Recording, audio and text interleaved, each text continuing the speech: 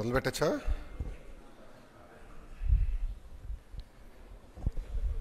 మీరందరూ ఫోన్లో సైలెంట్ పెట్టండి స్వామి.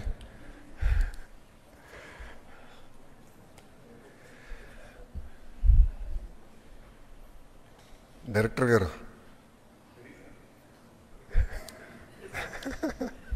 ఓకే, మీడియా మిత్రులందరికీ నా నమస్కారం.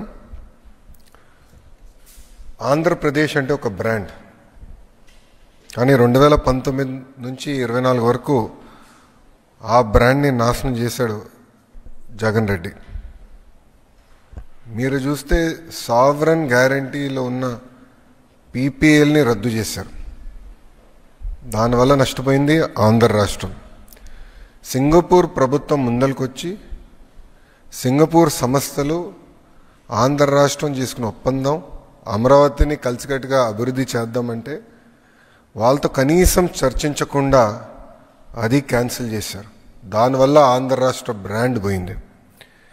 ఇంకో పక్కన ఆంధ్ర రాష్ట్రానికి highest tax paying company Amar Raja battery. అలాంటి కంపెనీ పైన రేడ్లు చేసి పొల్యూషన్ చేస్తున్నారని ఆరోపణలు చేసి ఏకంగా పక్క రాష్ట్రం తెలంగాణకి ఆ కంపెనీని కూడా తరిమేశారు.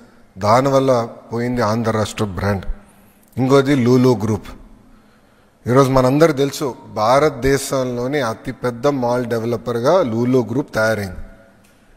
ఆనాడు టెండర్లో వాళ్ళు పాల్గొని విశాఖపట్నంలో వాళ్ళకి భూమి వస్తే వాళ్ళతో ఎలాంటి చర్చించకుండా ఆ ఒప్పందం కూడా రద్దు చేశారు. దానివల్ల నష్టపోయింది ఆంధ్ర రాష్ట్రం, నాశనమైంది ఆంధ్ర రాష్ట్ర బ్రాండ్. అందుకే 2024 ఎన్నికల్లో 175 స్థానాలు కానీ 164 స్థానాలు అంటే 94% స్ట్రైక్ రేట్తో ఎన్డీఏ కూటమిని ప్రజలు గెలిపించారు.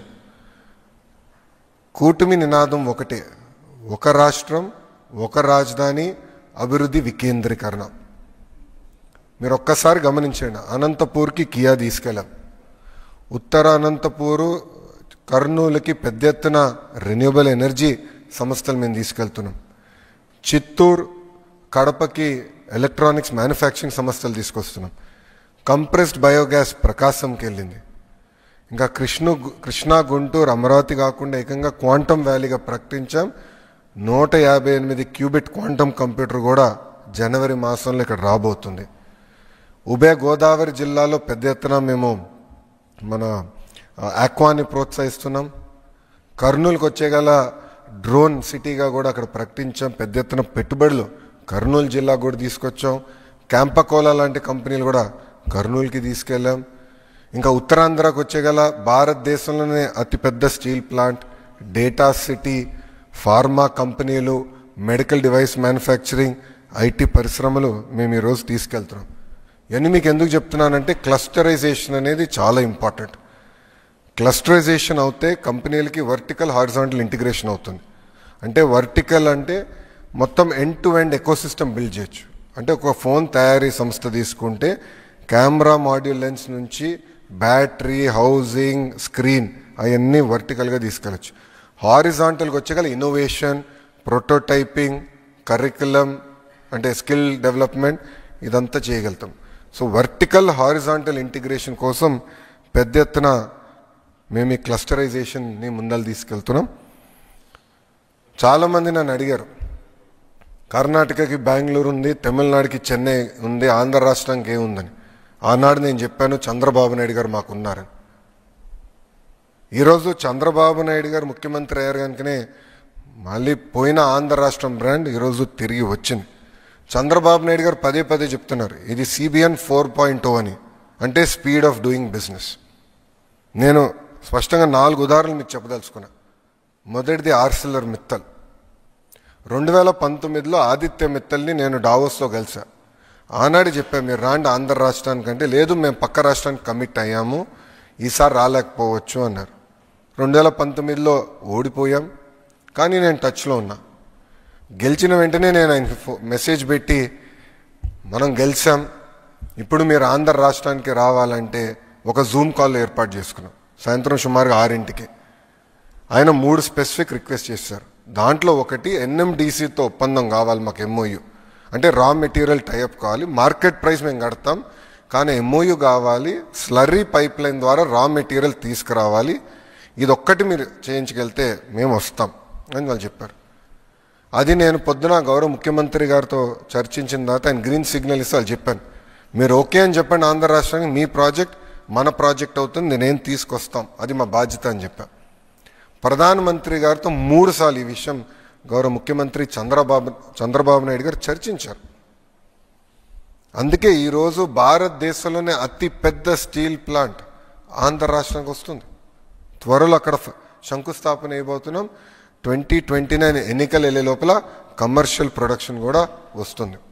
రెండో ఉదాహరణ డేటా సిటీ. పెద్ద ఎత్తున hyper scalers, data centres Andhra రాష్ట్రంలో ఏర్పాటు చేయాలంటే ఆర్ భారతదేశంలోనే ఏర్పాటు చేయాలంటే వాళ్ళకి కొన్ని సందేహాలు ఉన్నాయి. అంటే data security, lawful interception, place of permanent establishment, retrospective taxation లాంటి కొన్ని కీలకమైన ఇష్యూస్ ఉన్నాయి. అది ఒక సంస్థతో మేము డిస్కషన్కి వెళ్ళినప్పుడు ఈ 4 మీరు రిజాల్వ్ చేయండి, ప్రాజెక్ట్ మేము విశాఖపట్నంలో పెడతామని చెప్పారు. అది నేను గౌరవ ముఖ్యమంత్రి గారు నేను కలిసికట్టుగా బాధ్యత తీసుకుని నేను ఐటీ మంత్రితో కోఆర్డినేట్ చేస్తే గౌరవ ముఖ్యమంత్రి గారు ఫైనాన్స్ మంత్రి గారితో కోఆర్డినేట్ చేసి భారతదేశంలోనే ఈరోజు అది అతిపెద్ద ఇన్వెస్ట్మెంట్ అవుతుంది డేటా సెంటర్స్లో. మూడో ఉదాహరణ టాటా గ్రూప్. మన ప్రభుత్వం అంటే ప్రజాప్రభుత్వం ఏర్పడిన తర్వాత నేను టాటా గ్రూప్ చైర్మన్ చంద్ర గారిని టైం కోరి ఆయన టాప్ 10 కంపెనీ సీఈఓస్ని ఒక సమావేశం పిలవండి సార్, నేను వస్తాను బాంబేకి, బాంబే హౌస్కి వస్తాను, చిన్నప్పటి నుంచి బాంబే హౌస్ అని విన్నాను, ఒకసారి చూడాలని కోరిక కూడా ఉంది నాకు, నేను వస్తాను, మీరు అక్కడ ఏర్పాటు చేయండి, ఐ వాంట్ ఇంటరాక్ట్ అంటే 3 గంటలు 3 అవర్స్ ఇంటరాక్షన్ జరిగింది. టాటా పవర్, అదేవిధంగా air India, Tata electronics, TCS, వీళ్ళతో డిస్కషన్ జరిగింది. ఆ 3 గంటలు కొన్ని ఒప్పుకున్నాం. రెన్యూబుల్ ఎనర్జీలో 7 గిగావాట్ల పెట్టుబడి వాళ్ళు చేస్తారని, టీసీఎస్ విశాఖపట్నానికి తీసుకొస్తారని. అదొక బాధ్యతగా ఒక పట్టుదలతో ఏ రాష్ట్రం ఇవ్వని విధంగా 99 పైసలకి 20 ఎకరాలు, సుమారుగా 20 ఎకరాలు మేము టీసీఎస్కి ఇచ్చాం. అది మాకున్న కమిట్మెంట్. ఇది ఎందుకు చేశామంటే అసలు విశాఖపట్నం ఐటీ మ్యాప్లో లేదు, ఐటీ మ్యాప్లోకి తీసుకెళ్ళాలంటే ఒక షాక్ ఇవ్వాలి సిస్టమ్, కానీ నేను చేశాను. దెన్ కాగ్నిసెంట్ గురించి కూడా మారదాం. నేను డావోస్కి వెళ్ళినప్పుడు డావోస్లో కాగ్నిసెంట్ సీఈఓని కలిసా. వాళ్ళ బూత్కి గౌరవ ముఖ్యమంత్రి గారు నేను వెళ్ళి అక్కడ మాడుతుంటే నాకు కంపెనీ కొంచెం సందేహం ఉంది వీళ్ళు అని. అప్పుడు వాళ్ళ సీఈఓని నేను పక్క తీసుకెళ్ళి ఒకటే చెప్పా, మీరు వైజాగ్ రండి, మీకు భూమి 99 పైసలు నేను ఇస్తానని. ఆయన నమ్మలా, ఇది అవుతుందా, ఇది సాధ్యమా అని. చేసి చూపించే బాధ్యత నాదని చెప్పా. ఎప్పుడైతే టీసీఎస్కి చేసి చూపించామో కాగ్నిసెంట్ వచ్చింది. ఎస్, వీళ్ళు ఇచ్చిన మాట మీద నిలబడుతున్నారని వాళ్ళు వస్తాం జరిగింది. ఈరోజు కూటమి ప్రభుత్వ లక్ష్యం ఒకటే, 20 లక్షల ఉద్యోగాలు మేము కల్పించాలని. ఈరోజు అనేక రాష్ట్రాలు, దేశాలతో ఆంధ్ర రాష్ట్రం పోటీ పడుతుంది. అందుకే ఒక టీసీఎస్ కానివ్వండి, కాగ్నిసెంట్ కానివ్వండి, మనకి ఏఎన్ఎస్ఆర్ కానివ్వండి, సత్వ, LG electronics, NTPC, Reliance, data city, ఆసిలర్ Mittal, ఇలా అనేక పరిశ్రమలు. అంటే 2014 నుంచి 24 వరకు జరిగిన ఒప్పందాల కన్నా మొన్న జరిగిన 14 నెలల ఒప్పందాలు ఎక్కువ, వాల్యూ ఎక్కువ, ఉద్యోగాలు కూడా ఎక్కువ కల్పిస్తున్నాం. అంటే ఒక పట్టుదలతో ఈరోజు కూటమి ప్రభుత్వం పనిచేస్తుంది. ఇంకా సింగపూర్ ప్రభుత్వంతో అయితే చంద్రబాబు నాయుడు గారికి ఉన్న అనుబంధం 1995 నుంచి ప్రారంభమవుతుంది. ఆనాడు లీ క్వాన్ యూతో మొదలైన ప్రయాణం ఈ రోజున్న గౌరవ ప్రధానమంత్రి లారెన్స్ వరకు కూడా ఆ అనుబంధం ముందరికెళ్తుంది. అధికారంలో ఉన్నా అధికారంలో లేకపోయినా సింగపూర్ ప్రభుత్వం గౌరవ ముఖ్యమంత్రి గారిని ఎప్పుడు ఒక రెస్పెక్ట్ అనేది ఇస్తూ జరుగుతుంది. అందుకే సింగపూర్ డెలిగేషన్లో గౌరవ ముఖ్యమంత్రి గారి నాయకత్వంలో నారాయణ్ గారు, టీజీ భరత్ గారు, నేను, అదేవిధంగా 5 ఐఏఎస్ అధికారులు మేము వెళ్ళాం. మా ప్రధాన లక్ష్యం రికార్డ్ని స్ట్రెయిటన్ చేయాలని. ఇది ఎందుకు నేను చెప్తున్నానంటే కనీసం వాళ్ళతో మాట్లాడకుండా ఏకపక్షంగా ఒప్పందాలు రద్దు చేసి అవినీతి ఆరోపణలు చేసి ఆ సింగపూర్ కంపెనీని పంపించేశారు. ట్రాన్స్పరెన్సీలో సింగపూర్ దేశం టాప్ 5 కంట్రీస్లో ఉంటుందండి. అవినీతి అనే పదం అక్కడ ఉండదు, ఆ డిక్షనరీలో ఉండదు. ఇన్వెస్టిగేషన్ అనేది కూడా వాళ్ళకి ఉండదు ఆ డిక్షనరీలో. అలాంటి దేశం పైన కావాలని అవినీతి ముద్ర వేసడానికి ప్రయత్నించారు. వాళ్ళు చాలా బాధపడ్డారు. దీనివల్ల నష్టపోయింది ఆంధ్ర రాష్ట్రం కాదు, భారతదేశం నష్టపోయింది. మన రెప్యుటేషన్ పోయింది. అందుకే రికార్డ్ స్ట్రైటన్ చేసేదానికి మేమందరం కలిసికట్టుకు వెళ్ళాం. సింగపూర్ ప్రెసిడెంట్ షణ్ముగరత్నం గారిని ఏకంగా కలిసాం. Senior minister Lee Hsien Loong గారిని కూడా మేము కలిసాం. Minister of manpower Tan See Leng, home minister Shanmugam గారిని, ఎంఓఎస్ దినేష్ వాసుదాస్ గారిని కూడా మేము కలుస్తాం జరిగింది. 4 రోజుల్లో గౌరవ ముఖ్యమంత్రి గారు 26 1-on-1 మీటింగ్లు పెట్టుకున్నారు. దాంతోపాటు ఫీల్డ్ విజిట్స్ కూడా చేశారు. నేను కూడా స్వయంగా 19 1-on-1 మీటింగ్లు పెట్టుకున్నాను. సుమారుగా 16 రౌండ్ టేబుల్స్ ఫీల్డ్ విజిట్స్ కూడా మేము చేస్తాం జరిగింది. టువాస్ పోర్ట్ కానీ, బిదాద్రి హౌసింగ్ ఎస్టేట్ కానివ్వండి, జురాంగ్ పోర్ట్ కానీ, సింగపూర్ స్పోర్ట్స్ స్కూల్ కూడా మేము సందర్శిస్తాం జరిగింది. IT, electronics, defence, food processing, drones, green energy, ports, data centres, semi conductors, real estate సంబంధించిన వర్టికల్స్ కూడా మేము అక్కడ ఉన్న కంపెనీలతో కూడా మేము చర్చిస్తాం జరిగింది. సింగపూర్కి సావరెన్ ఫండ్స్ ఉంది. అంటే జిఐసి తమసేక్ అనేది సింగపూర్ సావరెన్ ఫండ్. అంటే సింగపూర్ ప్రభుత్వం ఆ కంపెనీస్లో పెట్టుబడి పెట్టి వాళ్ళ ద్వారా ప్రపంచవ్యాప్తంగా ఇన్వెస్ట్మెంట్స్ చేస్తారు. మన దేశంకి వచ్చేగల ఎయిర్టెల్లో వాళ్ళకి ఇన్వెస్ట్మెంట్ ఉంది. అదేవిధంగా క్యాపిటల్ ల్యాండ్ అంటే హైదరాబాద్లో పెద్ద ఎత్తున వాళ్ళు రియల్ ఎస్టేట్ డెవలప్మెంట్ చేసే సంస్థ, దాంట్లో కూడా వాళ్ళు పెట్టుబడి ఉంది. వాళ్ళ కంపెనీలు కూడా మేము కలుస్తాం జరిగింది. ఒక అండర్స్టాండింగ్తో 5 ఏళ్ళలో 45,000 కోట్ల పెట్టుబడి ఆంధ్ర రాష్ట్రానికి తీసుకొస్తామని మేము ఒక ఒప్పందం కుదిరించుకున్నాం. రెస్పాన్స్ అనేది వాళ్ళ దగ్గర నుంచి అద్భుతంగా ఉంది. ఇదంతా యువతకి గుడ్ న్యూస్, జగన్కి బ్యాడ్ న్యూస్. ఈరోజు కూడా మీరు చూస్తే చంద్రబాబు నాయుడు గారు పదే చెప్తున్నారు, జగన్ అనే వ్యక్తి క్రిమినలైజేషన్ ఆఫ్ పాలిటిక్స్ చేస్తున్నాడు. మేమందరం అహర్నిశలు కష్టపడుతున్నాం.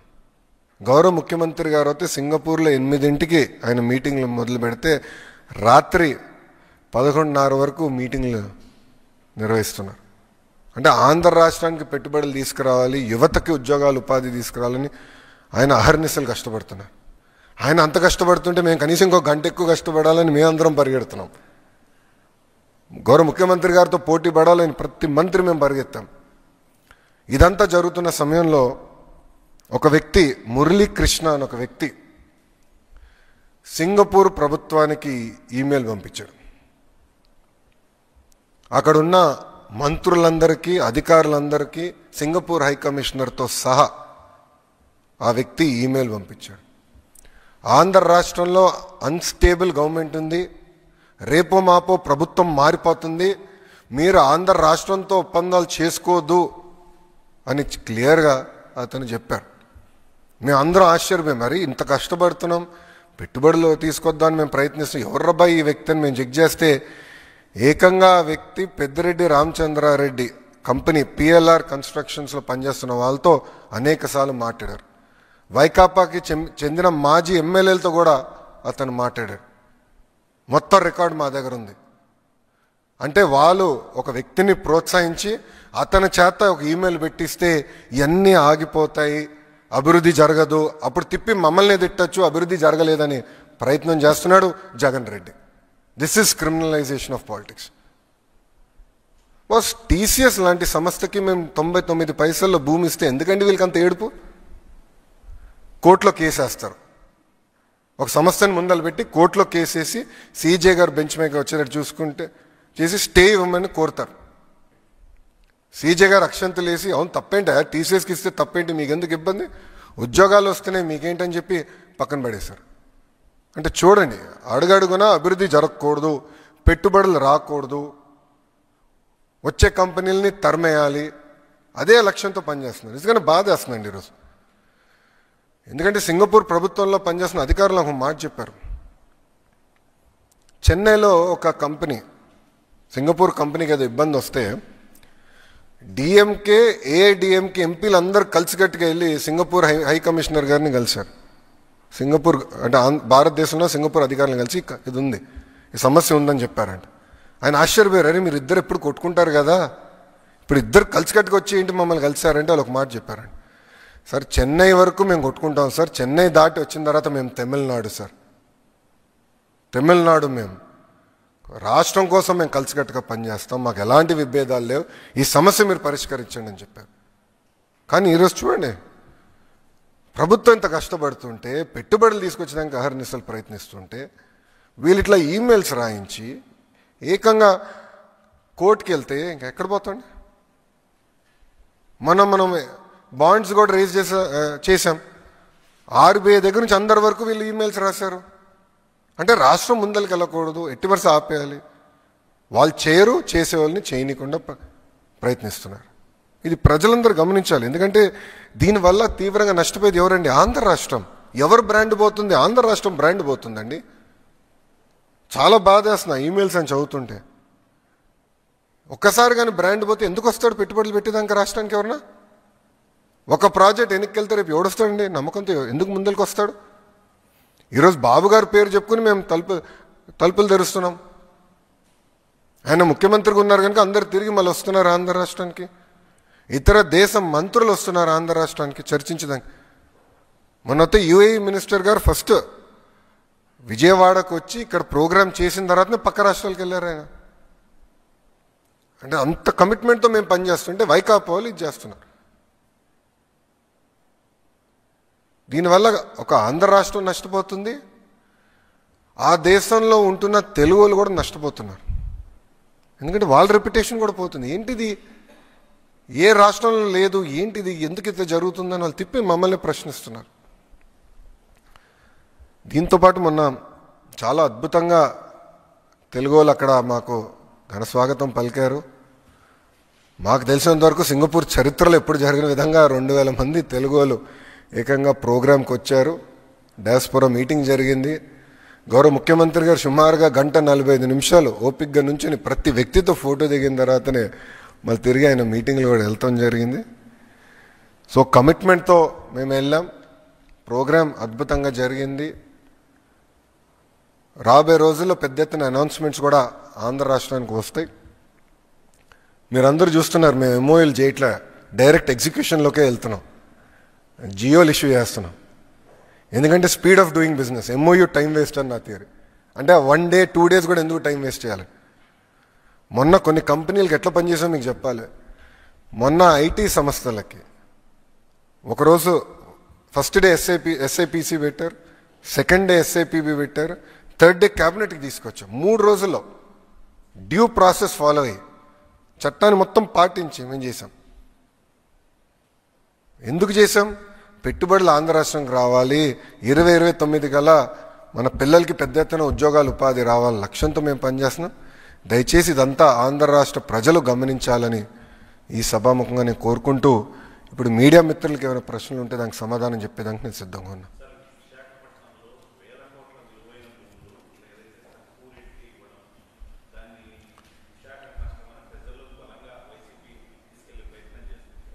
నేను భారతీ సిమెంట్స్కి ఇవ్వలేదే, హెరిటేజ్ ఫుడ్స్కి ఇవ్వలేదే. ఎవరికి ఇచ్చా?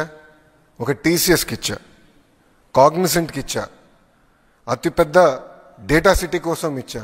తప్పేంటి? ఉద్యోగాలు ఉపాధి కల్పించేదానికి నేను కష్టపడుతున్నా. ఇప్పుడు ఇదే లాజిక్ తీసుకున్నాం. నాకు ఈ 99 పైసల ఐడియా ఎక్కడి నుంచి వచ్చింది? గౌరవ ప్రధానమంత్రి గారి దగ్గర నుంచి వచ్చింది. మోడీ గారు గుజరాత్ ముఖ్యమంత్రిగా ఉన్నప్పుడు వెస్ట్ బెంగాల్లో Tata Motors Tata nano plant పెట్టాలని ప్రయత్నించారు. ఆ రోజు పెద్ద ఎత్తున ఉద్యమం జరిగి ఆ ప్లాంట్ రానికుండా చేశారు. అప్పుడు నరేంద్ర మోడీ గారు రతన్ టాటా గారికి ఫోన్ చేసి, మీరు గుజరాత్కి రండి, టాటా మోటార్స్ కావాల్సిన మొత్తం భూమి నేను రూపాయికి మీకు ఇస్తానని చెప్పారు. అది కొంతమంది లిటిగేట్ చేశారు, సుప్రీంకోర్టు వరకు వెళ్ళింది. సుప్రీంకోర్టు చాలా స్పష్టంగా దేశ ప్రయోజనాల కోసం, యువత కోసం ఆ నిర్ణయం కరెక్ట్ అని తేల్చి చెప్పేసింది. సో తప్పేంటండి? ఇప్పుడు వీళ్ళు 1000 కోట్లు అంటున్నారు, మళ్ళీ ఎందుకు 1 ఎకరం కూడా అమ్మలేకపోయారు 5 సంవత్సరాల్లో? వాళ్ళు ప్రయత్నించారు అమ్మేదానికి. లూలుకి ఇచ్చిన భూమి 750 కోట్లు విలువైన భూమి అని వాళ్ళు వేశారు ఆక్షన్. ఒక్కడు వేయలేదు ఆక్షన్లు. ఎందుకండి? అరే ఉద్యోగాలు రావాలి, పెద్ద ఎత్తున పెట్టుబడులు రావాలి. అరే వాళ్ళ పార్టీలో ఉన్న వాళ్ళే చెప్పారు, కంప్యూటర్ అన్నం పెడుతుందా అని 1995లో చెప్పిన వాళ్ళండి వీళ్ళు. 1995లో చెప్పారు వీళ్ళు. ఈరోజు చూడండి హైదరాబాద్ ఎలా అయిందో. వీళ్ళ మాట వింటే ఇంకేముందా? రాష్ట్రం ఎంత నష్టపోతుంది, యువత ఎంత నష్టపోతారు. సో మనం కష్టపడుతున్నాం, పెట్టుబడులు తీసుకొస్తాం, ఒక లక్ష్యంగా పెట్టుకుని ఒక వార్ ఫుటింగ్లో పెట్టుకున్నాం, అహర్నిశలు మేము కష్టపడుతున్నాం.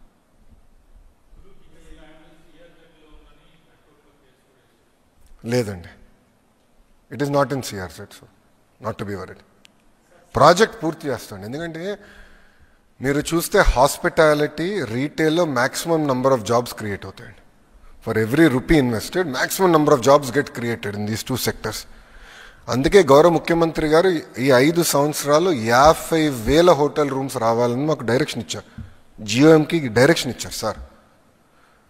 సో లాడ్జెస్ నుంచి 5 స్టార్ హోటల్స్ వరకు అన్ని కేటగిరీస్లో హోటల్స్ ఎట్ట తీసుకురావాలి అని మాకు డైరెక్షన్ ఇచ్చారు. దానికోసం మేము పనిచేస్తున్నాం. తిరుపతిలో కానివ్వండి, కర్నూలులో కానివ్వండి, అనంతపూర్లో కానివ్వండి, అమరావతిలో, విశాఖపట్నంలో, కాకినాడ, రాజమండ్రిలో పెద్ద ఎత్తున హోటల్స్ కూడా రాబోతున్నాయి. ఎందుకంటే every key adds jobs and ఉద్యోగాలు కల్పనే మా లక్ష్యం.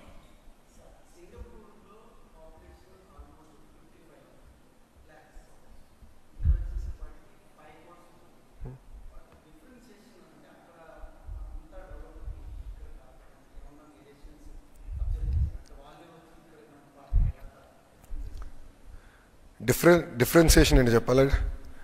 ప్రభుత్వ కొనసాగింపు. స్వాతంత్రం నుంచి అక్కడ ఒకే ఒక ప్రభుత్వం ఉంది. అప్స్ ఉంటాయి, డౌన్స్ ఉంటాయి నంబర్స్లో, కానీ ఒకే ఒక ప్రభుత్వం ఉంటుంది. ఆ ప్రభుత్వం కొనసాగింపు వల్ల పాలసీస్ కొనసాగుతాయి, ఇన్వెస్టర్స్కి కాన్ఫిడెన్స్ వస్తుంది. పెట్టుబడులు పెట్టేదానికి వస్తే ఎస్ ఈ ప్రభుత్వం ఉంటుంది, చాలా క్లియర్గా డైరెక్షన్ ఇస్తున్నారు, ఎస్ వీళ్ళు ఉంటారన్న భరోసా ఉంటుంది. ఈరోజు ఏమైంది? ఆంధ్ర రాష్ట్రంలో 5 సంవత్సరాలు టీడీపీ ఉండే, మేము చెప్పాం, కంపెనీలు తీసుకొచ్చాం. 5 సంవత్సరాలు వేరే ప్రభుత్వం వచ్చింది, ఉన్న కంపెనీలు తరిమేసినాయి. ఇప్పుడు మేము ఎక్కడికి వెళ్తే వాళ్ళు ఒకటే అడుగుతున్నారు, మీరు గ్యారంటీ ఇస్తారా జగన్ అధికారంలోకి రాడని వాళ్ళు అడుగుతున్నారు. ఎందుకంటే మేము అందరూ నష్టపోయాం గతంలో, మళ్ళీ అతను రాడని మీకు గ్యారంటీ ఇస్తారా అని అడుగుతున్నారు. సో ప్రభుత్వం కొనసాగింపు అనేది చాలా చాలా అవసరం. ఈరోజు భారతదేశం ఇంత స్పీడ్గా ముందరికి వెళ్తుందంటే, ఇతర దేశాలతో పోల్చితే ఇంత స్పీడ్గా ముందరికి వెళ్తుందంటే దానికి కారణం కేంద్రంలో continuity of government. The end goal is very clear, Viksit Bharat. $30 trillion economy మేము అవ్వాలి అని గోల్ పెట్టుకున్నారు, పని చేస్తున్నారు. భారతదేశంలో కూడా మేము గోల్ పెట్టుకున్నాం, $2.4 ట్రిలియన్ ఎకానమీ. ఒక గోల్ పెట్టుకుని పనిచేస్తే, ప్రభుత్వం కొనసాగింపు అనేది ఉంటే పెద్ద ఎత్తున పెట్టుబడులు వస్తాయి, ఇన్వెస్టర్కి కాన్ఫిడెన్స్ వస్తుంది. ఇప్పుడు సింగపూర్ గురించి మాట్లాడుతున్నాం, చైనా కూడా అభివృద్ధి అయింది కదా. ఎంత పెద్ద దేశం, ఎంత పెద్ద పాపులేషన్ ఉంది, ఆల్మోస్ట్ 1.3 బిలియన్ పాపులేషన్, అభివృద్ధి చెందారు కదా. సో ప్రభుత్వం కొనసాగింపు అనేది చాలా చాలా అవసరం, ఇది ప్రజలు గమనించాలి.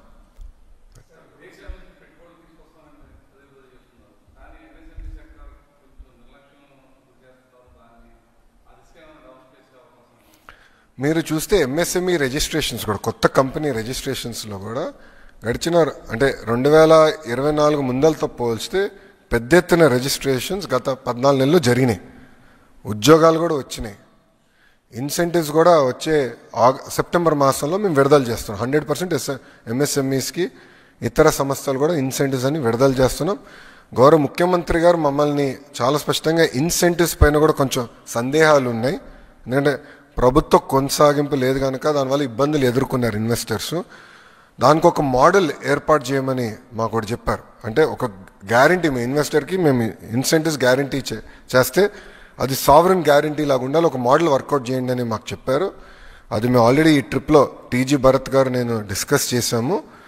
మేము హోప్ఫుల్లీ ఇంకొక 1 మంత్లో ఒక మోడల్ తీసుకొచ్చి క్యాబినెట్కి తీసుకెళ్తాం.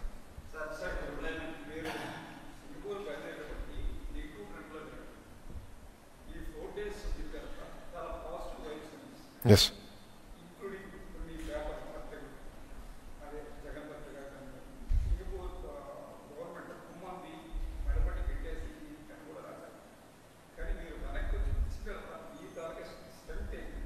అంటే మీరు చూస్తే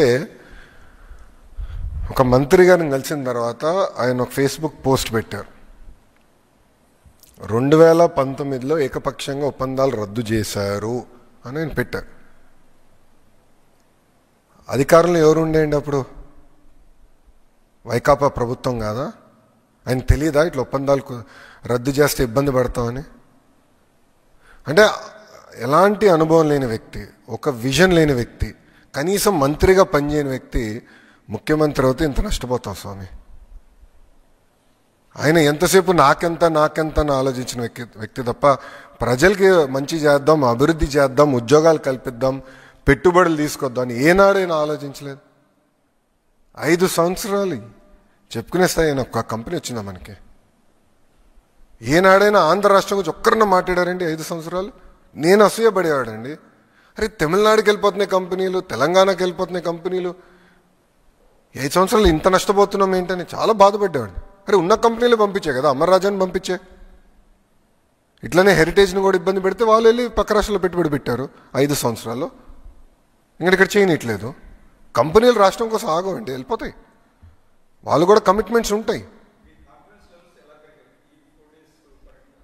చంద్రబాబు నాయుడు గారు వెళ్ళి చాలా స్పష్టంగా మేము మీతో ఉన్నాం, అయిపోయింది, కలిసికట్టుగా పనిచేద్దాం, ఒక అద్భుతమైన రోడ్ మ్యాప్ ఏర్పాటు చేసుకుందాం, ఫ్రేమ్వర్క్ పెట్టుకుందాం, ఆ ఫ్రేమ్వర్క్కి కొంచెం చట్టబద్ధత కూడా కల్పిద్దాం, కలిసికట్టుగా పనిచేద్దాం, మళ్ళీ ఆగిపోయిన అభివృద్ధిని ముందరికి తీసుకెళ్దాం చాలా స్పష్టంగా డిస్కస్ చేశారు.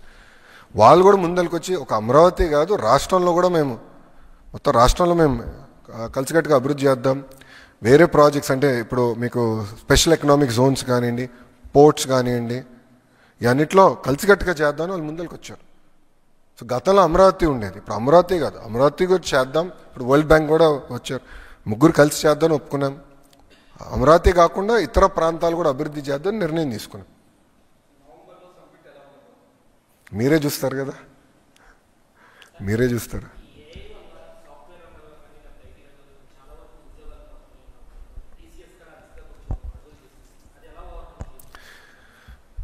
కృష్ణ, ఇప్పుడు every industrial revolution creates more jobs than the jobs it removes. Very simple logic అమ్మా. First, second, third, fourth industrial revolution చూస్తే హిస్టరీ షోస్ దట్. కానీ హిస్టరీ కూడా ఏం చెప్తుందంటే ఏ దేశం అయితే ఆ మార్పు కోసం సిద్ధంగా ఉంటుందో, రెడీగా ఉంటుందో, ఆ దేశం ఎక్కువ ఉద్యోగాలు క్రియేట్ చేస్తుందని. ఇప్పుడు మనకు తెలుస్తుంది ఏఐ, మెషిన్ లెర్నింగ్, క్వాంటమ్ దిశగా ప్రపంచం మొత్తం వెళ్తుంది. అందుకే నేను యాప్షీ చైర్మన్ గారికి చెప్పాను, మా ఏఐ ఎంఎల్ మన కరికులంలో కంపల్సరీ మ్యాండేట్ చేయాలి. గౌరవ ముఖ్యమంత్రి గారు స్వయంగా క్వాంటమ్ కంప్యూటర్ని తెప్పిస్తున్నారు. సో ముందు చూపుతో ఇండస్ట్రీ ఏ డైరెక్షన్లో వెళ్తుందో గేజ్ చేసుకొని దానికి కావాల్సిన ఎకో సిస్టమ్ మొత్తం మేము క్రియేట్ చేస్తున్నాం. ఇప్పుడు 1995లో గౌరవ ముఖ్యమంత్రి గారు విజన్తో ఐటీ ఈ స్థాయికి వస్తుందని ఆనాడు ఒక్క టవర్తో మొదలైందండి ఐటీ రెవల్యూషన్, సైబర్ టవర్. ఇప్పుడు కూడా ఫోటోలు చూస్తే నిజంగానే ఆశ్చర్యం కలుగుతుంది. ఒక టవర్ ఉంటుంది, ఒక సింగిల్ రోడ్ ఉంటుంది, చుట్టుపక్కల కొండలు ఉంటాయి, కొండలు గుట్టలు ఉంటాయి. ఈరోజు చూడండి అదే హైదరాబాద్, మెట్రో ఉంది, పెద్ద పెద్ద కంపెనీలు వచ్చిన ISB, Microsoft, rest is history. Right? అట్లా ముందు చూపుతో ఏ ప్రభుత్వం అయితే యువతని ట్రైన్ చేసి ఫోకస్డ్గా చెప్పి ఇది డైరెక్షన్, ఇది మన భవిష్యత్ అని చెప్తారో దానివల్ల మనకు ఉద్యోగాలు క్రియేట్ అవుతాయి. అది కానీ మన భారతదేశం మిస్ అవుతే వేరే దేశం గెయిన్ అవుతుంది. One second.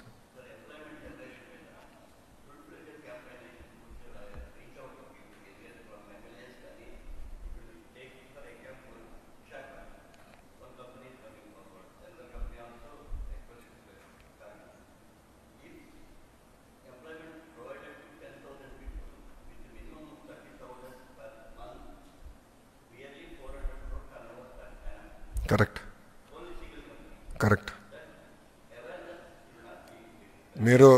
మేము ఐ థింక్ టెంటేటివ్గా September we will be launching TCS అండి. అంటే వాళ్ళు ఆల్రెడీ లొకేషన్ చూసుకున్నారు, ఫిట్అవుట్ జరుగుతుంది. Cognizant I think around October we are going to finish. Then campaign కింద మేము తీసుకెళ్తాం. Will explain it to public. I take your point.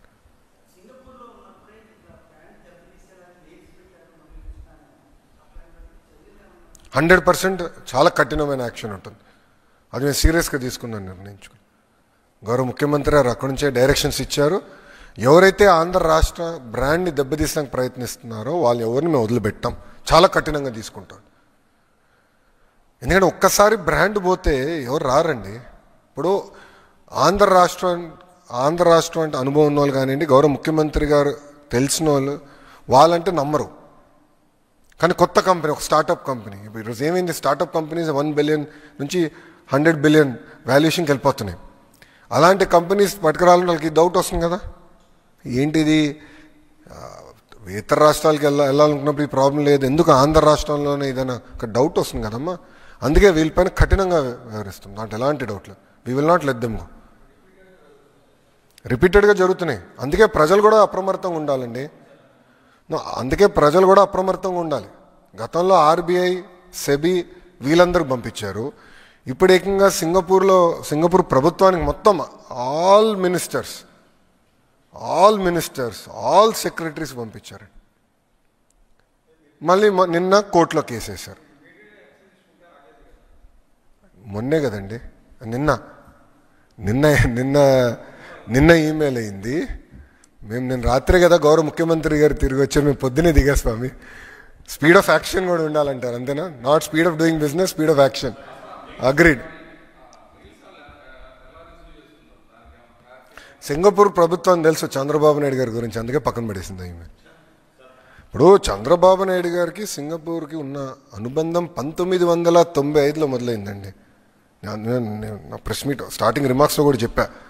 అధికారంలో ఉన్నా అధికారంలో లేకపోయినా బాబు గారు అంటే చాలా గౌరవం. వాళ్ళకి ఫెలోషిప్స్ ఉంటాయండి. There are 2 fellowships. Lee Kuan Yew fellowship అంటారు, ఎస్ఆర్ నాథన్ ఫెలోషిప్ అంటారు. ఈ ఫెలోషిప్ అంటే ఒక సంవత్సరానికి ఒకరిని లీ క్వాన్ యూ ఫెలోగా సింగపూర్ తీసుకెళ్ళి ఆల్ ఎక్స్పెన్సెస్ పెయిడ్, అక్కడున్న పారిశ్రామికవేత్తలతో, అదేవిధంగా పొలిటికల్ టీంతో, గవర్నమెంట్ టీంతో డిస్కషన్ పెడతారు, ఎక్స్చేంజ్ ఆఫ్ ఐడియాస్ పెడతారు. గౌరవ ముఖ్యమంత్రి గారు ప్రతిపక్షంలో లీ క్వాన్ యూ ఫెలోగా వెళ్ళారు. నన్ను 2018లో ఎస్ఆర్ నాథన్ ఫెలోగా నన్ను పిలిచారు, నేను వెళ్ళా. ఆల్మోస్ట్ 6-7 డేస్ నేను కూడా ఉన్నా అప్పుడు సింగపూర్లో. సో వాళ్ళంతా గౌరవిస్తారు ముఖ్యమంత్రి గారు.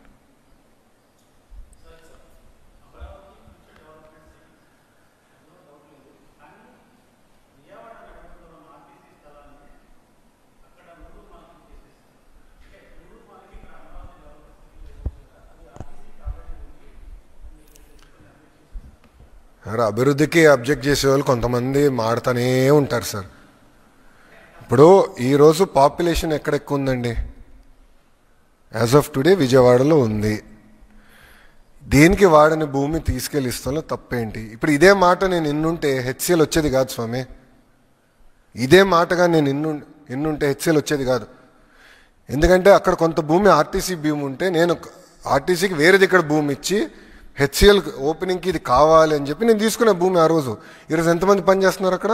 4500 మంది ఒక హెచ్సిఎల్లో పనిచేస్తున్నారు. Most government has to take bold decisions. అభివృద్ధికి సంబంధించిన బోల్డ్ డెసిషన్స్ మేము తీసుకుంటాం. 1995లో బాబు గారు అంత బోల్డ్ డెసిషన్స్ తీసుకున్నారు అనుకునే హైదరాబాద్ ఈరోజు ఈ స్థాయికి వచ్చిందండి. అరే చాలామంది ఎగతాళి చేయలేదా అన్నాడు. శంషాబాద్కి 5000 ఎకరాలు ఎందుకని? ఈరోజు చూడండి, ఒక్కసారి వెళ్ళి చూడండి ఆ ఎయిర్పోర్ట్ని. One of the best airport in the country అండి అది. Today also I'm very proud.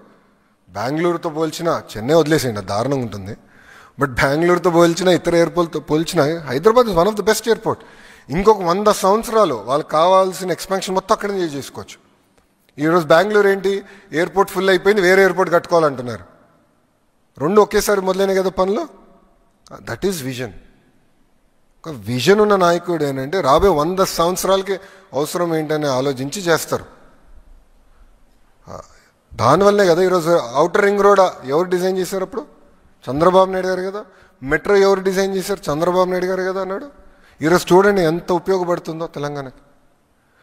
Hyderabad అదృష్టం ఏంటంటే బాబు గారి దగ్గర నుంచి తర్వాత కూడా ఏ ముఖ్యమంత్రి అయినా, రాజశేఖర రెడ్డి గారు అయి ఉండొచ్చు, రోసయ్య గారు అయి ఉండొచ్చు, కిరణ్ కుమార్ రెడ్డి గారు అయి ఉండొచ్చు, కేసీఆర్ గారు కూడా అయి ఉండొచ్చు. అందరూ హైదరాబాద్ని అభివృద్ధి చేసిన వాళ్ళే. జగన్ లాగా అభివృద్ధి ఆపిన వాళ్ళు కాదు. That is the luck, greatest luck of Hyderabad అండి. మన దౌర్భాగ్యం ఏంటంటే ఇలాంటి పులివెందల ఎమ్మెల్యే ఉంటాం మనకి.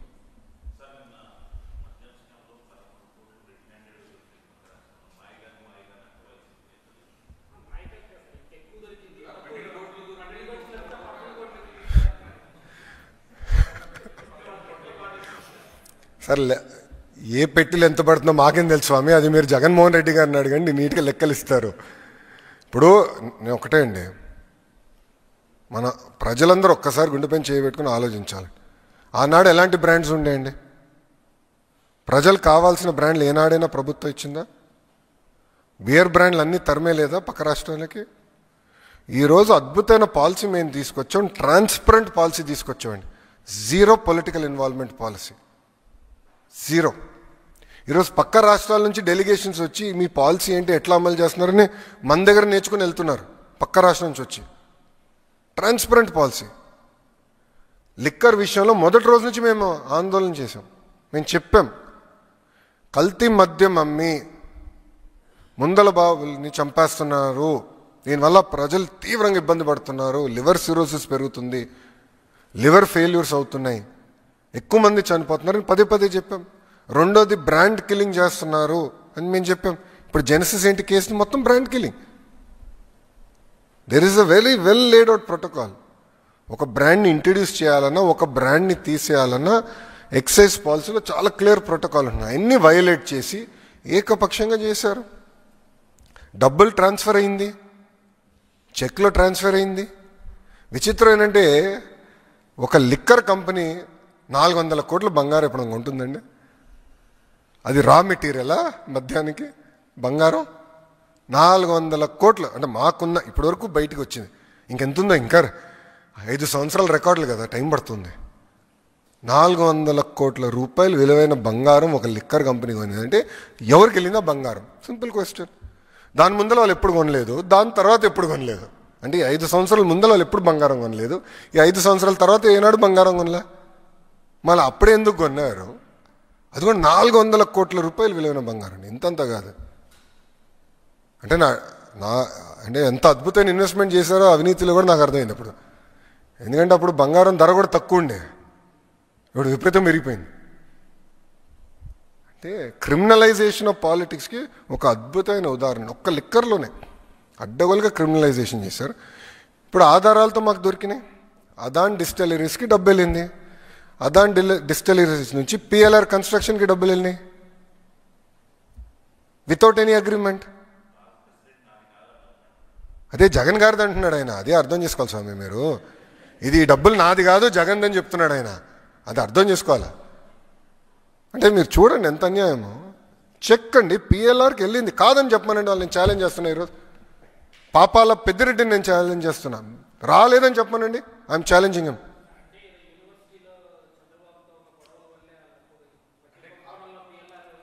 సార్ డబ్బులు వెళ్ళినాయా లేదా? అవినీతి సొమ్ము. సార్ పిఎల్ఆర్ అనేది ఒక కరప్ట్ కంపెనీ నంబర్ 1. వాళ్ళ బిజినెస్ ఏంటి? కన్స్ట్రక్షన్. లిక్కర్ కంపెనీ నుంచి డబ్బులు ఎందుకు వెళ్ళినాయి నాకు చెప్పండి సార్, ప్లీజ్ టెల్ మీ.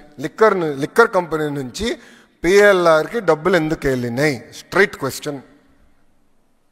వాళ్ళేం కోర్ బిజినెస్ కాదు కదా అది. ఆ డబ్బులు ఎందుకు వెళ్ళినాయి చెప్పమనండి. పాపాల పెద్దిరెడ్డిని నేను ఛాలెంజ్ చేస్తున్నా. నిజంగానే అంత కక్ష ఉంటే 2014 నుంచి 19 మధ్యలో వీళ్ళు బయట తిరిగే పరిస్థితి ఉండేదా స్వామి? తప్పు చేశారు, యాక్షన్ తీసుకున్నాం, దేర్ ఎండ్స్ ద మ్యాటర్.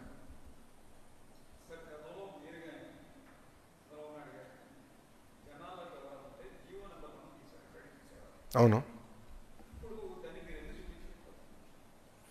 మాకు అవసరం ఏంటండి?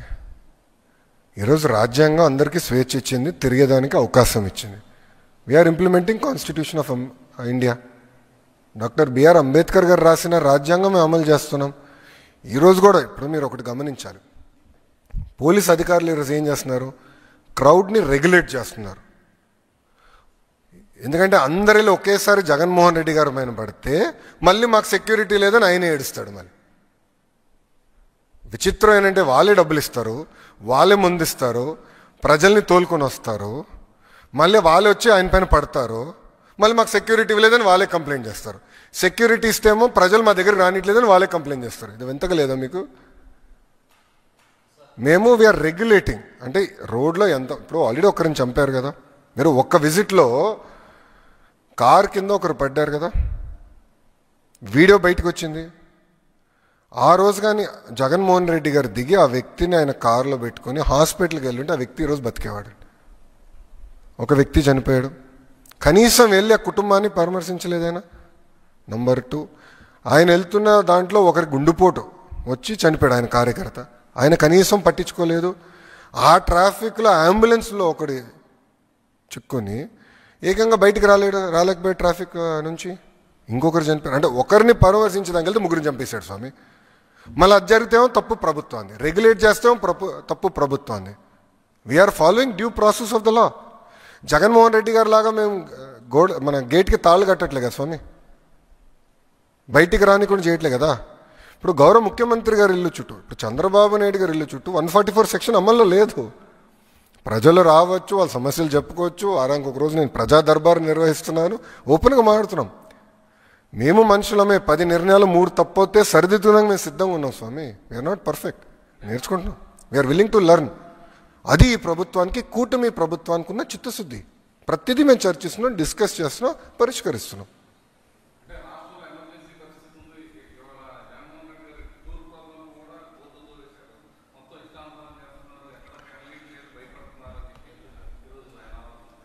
భయ్యా, కన్స్ట్రక్షన్ ప్రాజెక్ట్లో వాళ్ళు ఏదో మట్టి తీస్తే అది ప్రభుత్వానికి సంబంధం ఎట్లవుతుందండి? మీరు విజువల్ చూసారు, అది అక్కడ కన్స్ట్రక్షన్ జరుగుతుంది, వాళ్ళు వేరే దానికోసం మట్టి తీశారు. వాళ్ళకి ఏదో పైప్ లైన్ వేయాలని వాళ్ళు మట్టి తీస్తే అది తీసుకొచ్చి మా పైన రుద్దుతారు. నంబర్ 1. నంబర్ 2, ఎమర్జెన్సీ లాంటి వాతావరణం ఉంటే జగన్మోహన్ రెడ్డి గారి ఇంటి నుంచి బయట అడుగు పెట్టేదాకా ఉంటుందండి అవకాశం. చంద్రబాబు నాయుడు గారు ప్రతిపక్షంలో ఉంటే ఇదే గేట్కి తాళుగట్టారండి, తాడుగట్టారు. రానిలే మమ్మల్ని బయటికి. ఈరోజు జగన్మోహన్ రెడ్డి గారు హాయిగా తిరుగుతున్నాడు కదా, ప్రతిపక్షంలో ఉన్న ముఖ్యమంత్రి స్థాయిలో హెలికాప్టర్స్ గిర్రని తిరుగుతున్నాడు కదా బా. అమరావతి నుంచి నెల్లూరుకి హెలికాప్టర్లో వెళ్ళాడు, చౌంటబట్ల దిగాడు, హాయిగా ఏసీ బండి ఎక్కాడు, వెళ్ళాడు, వచ్చాడు. మళ్ళీ అక్కడి నుంచి హెలికాప్టర్లో జంప్ బెంగళూరు, ఫినిష్. హెలికాప్టర్లు తిరుగుతున్నాడు. పర్మిషన్లు ఇస్తున్నావా, మేము భద్రత కల్పిస్తున్నావా? మళ్ళీ పోలీసులు పెడితేమో ఎక్కువ మంది పోలీసులు పెట్టాడని మళ్ళీ ఆయన అంటాడు, పెట్టబోతేమో ఎవడు పెట్టలేదు అంటాడు. విచిత్రం ఏంటంటే, ఒక మాట చెప్తానండి. మొన్న ఒక హెలికాప్టర్లో వచ్చాడు ఆయన, దిగి వాళ్ళ మనుషులే ప్రజల్ని ఇట్టి రమ్మని వీడియోలు చూపిస్తున్నారు. వాళ్ళు వచ్చి హెలికాప్టర్ని ధ్వంసం చేశారు, అద్దం పగలగొట్టారు తెలుసా వైకాపా కార్యకర్తలు. పాపం హెలికాప్టర్ లీజింగ్ కంపెనీ వాడు ఓన్ గొడవ 16 లక్షలు నాకు బొక్కరా పోయి అద్దం పగలగొట్టాడు ఈడని. ఎంత అన్యాయం అండి. అంటే పిలుస్తున్నారు, వాళ్ళ పైలట్ చెప్పాడండి ఇన్వెస్టిగేషన్లో, ఇట్లా పిలుస్తున్నారండి, రాండి రాండి రాండి అని. ఆపితేమో ఆపారంటారు. ఇప్పుడు ప్రతిపక్ష అంటే మాజీ ముఖ్యమంత్రి పులివెందుల ఎమ్మెల్యే ఈరోజు బయటికి వెళ్తే ఎనీవేర్ బిట్వీన్ 1000 నుంచి 3000 మంది పోలీస్ సోదరులు రోడ్డుపైకి వస్తారు. ముఖ్యమంత్రి గారు వెళ్తే కూడా అంత భద్రత ఇవ్వట్లేదు మేము. మళ్ళీ రెగ్యులేట్ చేస్తేమో ఆపారంటారు, రెగ్యులేట్ చేయకపోతేమో రేపు వదిలేమంటారా? సూటిగా వాళ్ళని అడుగుతున్నా. 1000 మంది ఎవరు ఉండరు రేపు ఆయన ప్రోగ్రాంలో, హాయిగా వెళ్ళిపోతారు. ఏమైనా జరిగితే మాది బాధ్యత కాదు. ఒప్పుకుంటాడా వాళ్ళు? చెప్పండి, ఎందుకు ఈ గోళ్ళంతా? స్ట్రైట్. అరే ఎంతమంది మనుషులు చంపుతారండి ఒక ట్రిప్లో? నాకు అర్థం అవ్వదు. ఈరోజు కూడా ఒక పోలీస్ సోదరుని కొట్టారు వాళ్ళు, ఫ్రాక్చర్ అయింది పోలీస్ సోదరు చెయ్యి. ఎంత అన్యాయమో చూడండి. మేము ప్రతిపక్షంలో మేము వెళ్ళాం, ఏనాడైనా మేము దాడి చేసామా? వి ఫాట్, గట్టిగా వార్నింగ్ ఇచ్చాం. కానీ ఇట్లా మేము మా సొంత కార్యకర్తలు ఏనాడు చంపలా. అది కాదు మాకున్న సంస్కారం. తల్లి పైన కేసు గెలిచిన తర్వాత సంబరాలు చేసుకునే ఏకైక కొడుకు జగనేమో. అసలు తల్లిపైన ఎవరన్నా కేసు పెడతారండి? చెల్లిపైన ఎవరన్నా కేసు పెడతారా? 2021, 22లో గిఫ్ట్ డీడ్ అండి అది. తల్లికి గిఫ్ట్ డీడ్ కింద ఏదో ఇచ్చారని చెప్పి ఇచ్చినట్టుగా లాగేసుకున్నాడు. ఎక్కడ పోతున్నారండి వీళ్ళు? ఈయన ఒక నాయకుడా? సొంత తల్లి చెల్లిపైన కేసు పెట్టిన వ్యక్తి ఏనాడు నాయకుడు అవుతాడని? ఇంట్లో ఉన్న తల్లికి చెల్లికి న్యాయం చేయలేనోడు రాష్ట్రంలో ఉన్న మహిళలకి న్యాయం చేయగలుగుతాడా? నేను సూటిగా ప్రశ్నిస్తున్నా.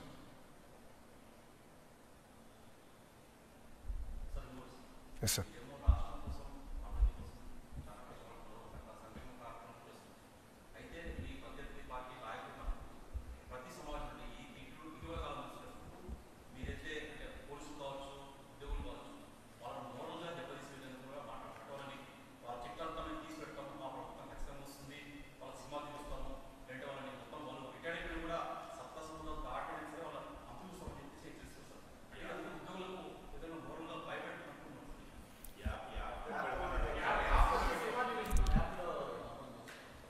వింతే ఒక మాట చెప్తానండి, చట్టాన్ని ఎవరిని ఉల్లంఘిస్తే వాళ్ళపైన యాక్షన్ తీసుకునేది కూటమి ప్రభుత్వమే. ఎవరన్నా కానీ చట్టాన్ని ఉల్లంఘిస్తే మేమే యాక్షన్ తీసుకుంటాం.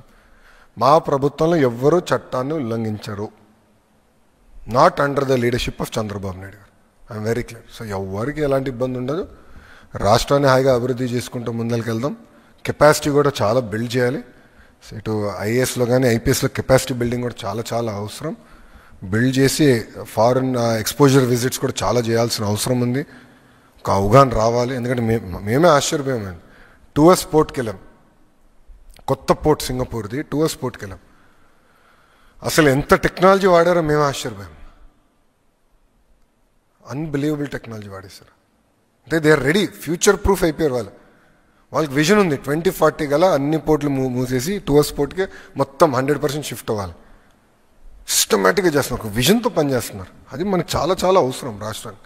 అంటే ఒక డైరెక్షన్ ఉంటేనే మనం పని చేయగలుగుతాం. బ్లైండ్గా వెళ్తే చాలా ఇబ్బంది పడతాం.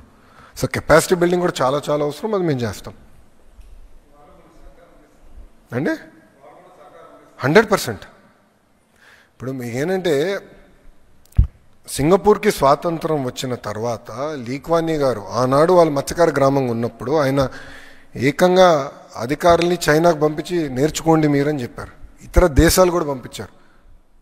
ఈరోజు వాళ్ళే కోరారు మీకు ఎక్స్పోజర్ విజిట్స్ పాలసీ. ఇప్పుడు ఏంటంటే ఒక ఫ్రేమ్వర్క్ మెకానిజం వాళ్ళు చాలా బాగా చేస్తారు. కొన్ని సెక్టర్ మ్యాపింగ్ వాళ్ళు చేశారు, నాకు మ్యాప్స్ కూడా ఇచ్చారు. అంటే ఎలా సెక్టర్ ట్రైనింగ్ అప్రోచ్ చేయాలని నేను అడిగా. నేను విన్నానంటే వాళ్ళకి మ్యాప్స్ అన్ని ఇచ్చారు, కాపీ ఇచ్చారు. చేసి హెల్ప్గా అంటే ఎవరు చేస్తారో కూడా మేము చెప్తాం, మీరు ఎంగేజ్ చేసుకోండి. సో స్కిల్ డెవలప్మెంట్లో చాలా కీలకం మ్యాపింగ్, అది చేస్తున్నాం. అట్లా చాలా నేర్చుకోవచ్చు అండి. ఇప్పుడు ఇతర రాష్ట్రాల నుంచి నేర్చుకునే చాలా ఉంటాయి, ఇతర దేశాల నుంచి నేర్చుకునే చాలా ఉంటాయి. కానీ నేర్చుకోవాలన్న మనసు ఉండాలి. అది కూటమి ప్రభుత్వానికి ఉంది. నేర్చుకుందాం, నంబర్ 1 అవుదాం అనేది ఒక సంకల్పంతో మేము పనిచేస్తున్నాం. అదే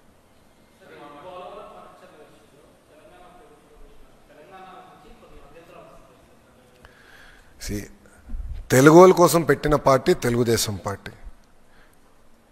తెలంగాణ ఈరోజు ఇంత అభివృద్ధి చెందిందంటే దానికి కారణం తెలుగుదేశం పార్టీ. ఇప్పుడు పటేల్ పట్వారీ వ్యవస్థ రద్దు దగ్గర నుంచి నక్సలిజంతో పోరాటం కానివ్వండి, ఈరోజు తెలంగాణలో రోడ్లు కానివ్వండి, స్కూల్స్ కానివ్వండి, ఆసుపత్రులు కానివ్వండి, ఆనాడు తెలుగుదేశం పార్టీ అధికారంలో ఉన్నప్పుడు చేసిన అభివృద్ధి. ఈరోజు హైదరాబాద్ ఈ స్థాయికి వచ్చిందంటే ఒక విజన్తో, ఒక పట్టుదలతో మేము ఆనాడు పనిచేసాం కనుకనే వచ్చింది ఈరోజు ఈ స్థాయికి.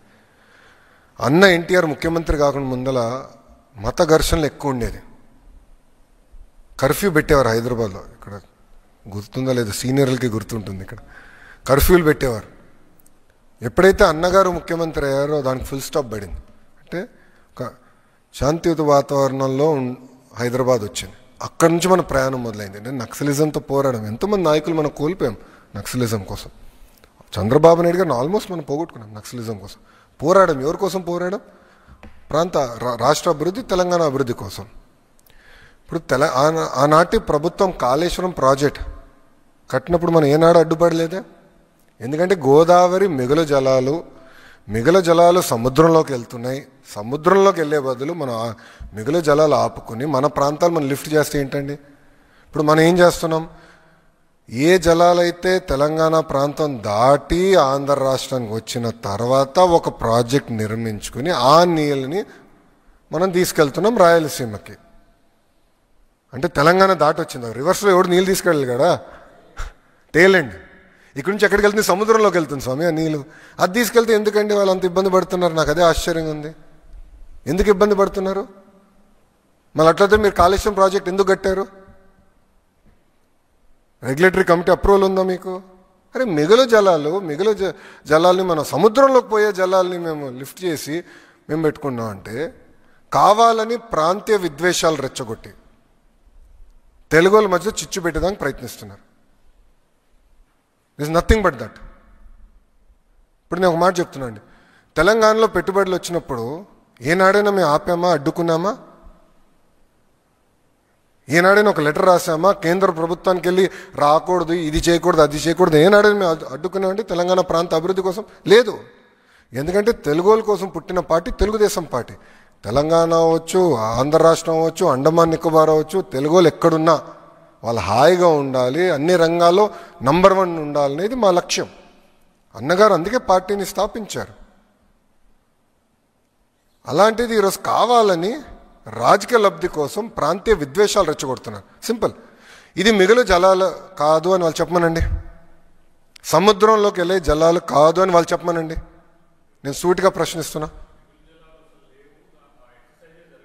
సార్ సముద్రంలోకి వెళ్తుంది కదా సార్, కంఫర్ట్ లేదా మనకి? మిమ్మల్ని అడుగుతున్నా, కంఫర్ట్ లేదా మనకి? No 1 second. మనకు కంఫర్ట్ లేదా? మిగులు జలాలు సముద్రంలోకి వెళ్తుంది, నంబర్ 1. నంబర్ 2, ప్రాజెక్ట్ ఎక్కడ కడుతున్నాం? తెలంగాణ భూభాగమా, ఆంధ్ర భూభాగమా? ఆంధ్ర భూభాగం. ఆంధ్ర ఎక్కడుందండి? ఆఫ్టర్ తెలంగాణ కదండి. గోదావరిలో ఆంధ్ర కమ్స్ లిటరలీ టేల్ అండి. ఆంధ్ర రాష్ట్రం తర్వాత ఇంకే రాష్ట్రం లేదు, సముద్రం ఉంది మనకి. కరెక్ట్. ఇక్కడ కడితే వాట్ ఈస్ ద ప్రాబ్లం? సముద్రంకి వెళ్ళే నీళ్ళు మేము ఆపుతున్నాం. మళ్ళీ కాళేశ్వరం ఎందుకు కట్టారు వాళ్ళు? స్టడీ చేసి కట్టారా? Straight question I'm asking. అక్కడ ఒక రూల్, ఇక్కడ ఒక రూలా? అంటే ప్రాంతీయ విద్వేషాలు రెచ్చగొడతాం కాదండి. ప్రాంతీయ విద్వేషాలు రెచ్చగొట్టి రాజకీయ లబ్ధి పొందాలనే కదా వీళ్ళ స్ట్రాటజీ ఇది. I will accept that. ఎందుకు ఒప్పుకోవాలి? మేము మాట్లాడతాం. We have right to talk. Telugu వాళ్ళ కోసం ఉందండి Telugu Desam party. We have right to talk. వాళ్ళకు ఒక నీతి, మాకు నీతి. అంటే ఇక్కడ ఆంధ్రాకు ఒక నీతి, తెలంగాణ ఒక నీతి. కరెక్ట్ కదా. తెలుగు వాళ్ళ కోసం ఒకటే ఉండాలి. మిగులు జలాలు నీళ్ళు సముద్రంలోకి వెళ్తుంటే ఆంధ్ర భూభాగంలో కడుతున్నాం. ఓకే, నీళ్ళు రాలేదు, ఏమవుతుంది? ప్రాజెక్టు డ్రైగా ఉంటుంది.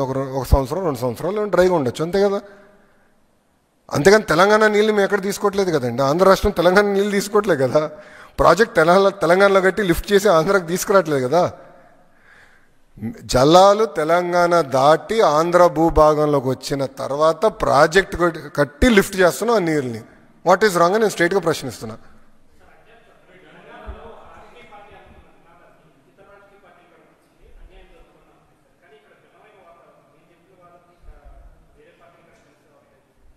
అది మాడదాం, డిస్కస్ చేద్దాం. మీరు అడిగారు కనుకనే నేను స్పందించే. దీనిపైన మాట్లాడతాం, 100% మాట్లాడాలి. చర్చ జరగాలండి, తప్పే ఉంది. ఎప్పుడు చర్చ జరగాలనేది నేను కోరుకునే వ్యక్తి. అది మీరు వాళ్ళని అడగాలి, నన్ను అడుగుతాం స్వామి.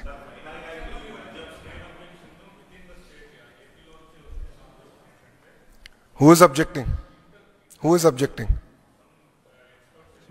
So-called experts. Let's leave it there. వీళ్ళ మాట వింటే హైదరాబాద్ ఈ స్థాయికి వచ్చేది కాదు. వీళ్ళ మాట వింటే టీసీఎస్కి నేను భూమి ఇవ్వకూడదు. వీళ్ళ మాట వింటే డేటా సిటీ రాదు స్వామి. With all due respect, so-called experts I'm not here to answer. ఈరోజు రాయలసీమకి మేము నీళ్ళు తీసుకెళ్ళాం కదండి. 1 సెకండ్. ఈరోజు రాయలసీమకి నీళ్ళు తీసుకెళ్ళాం, లైనింగ్ చేసాం కదా మేము. యుద్ధ ప్రాతిపదికంగా లైనింగ్ చేసి ప్రాజెక్టులన్నీ మేము రివైవ్ చేసాం కదా. ఈరోజు హాయిగా పంటలు పండించుకుంటున్నారు కదా. నెల్లూరు కూడా మేము నీళ్ళు తీసుకెళ్తున్నాం కదా. మెట్ట ప్రాంతానికి మేము నీళ్ళు తీసుకెళ్తున్నాం. That is our commitment. There is a reason why people elected అస్.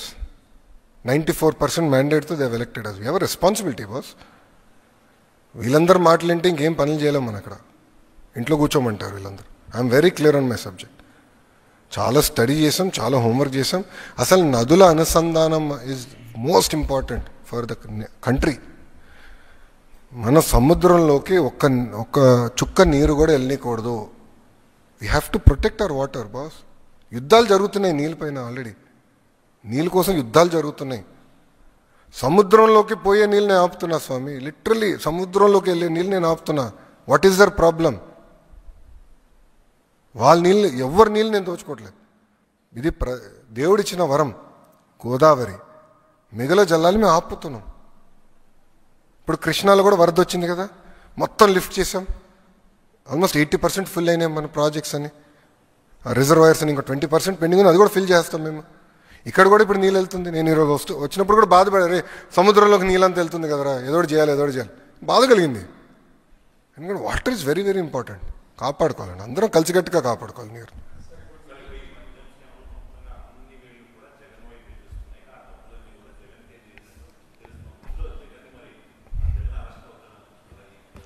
చట్టం దాన్ని పని చేసుకుంటూ వెళ్తుందండి.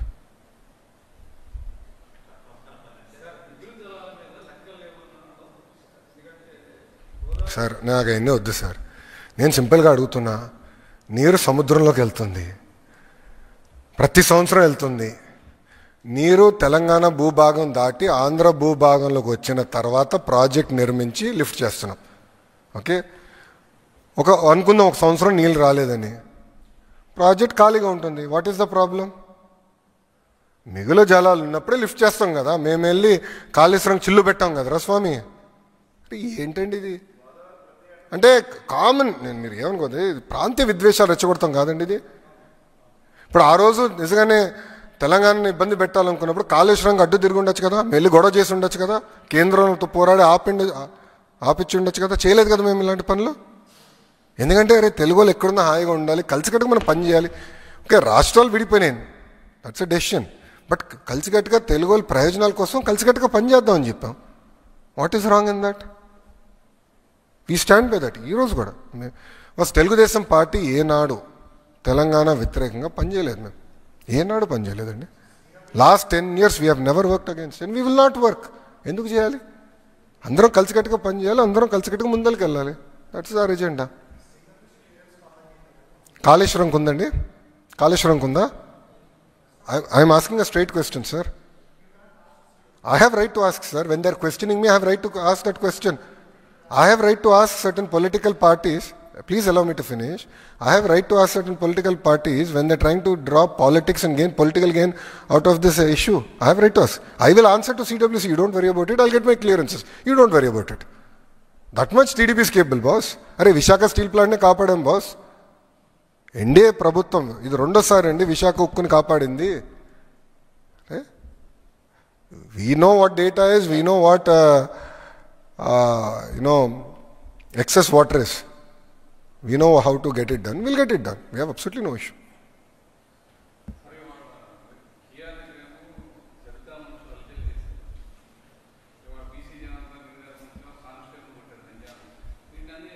ఆల్రెడీ యాక్షన్ తీసుకున్నాం. నంద్యాలలో జరిగిన ఇన్సిడెంట్ పైన ఆల్రెడీ ఎఫ్ఐఆర్ కట్టాం, యాక్షన్ తీసుకుంటాం. ఎవరు చట్టాన్ని ఉల్లంఘించడానికి లేదు, ఏ పార్టీ అయినా చట్టాన్ని ఉల్లంఘించడానికి లేదు. We will take firm action, no second thoughts.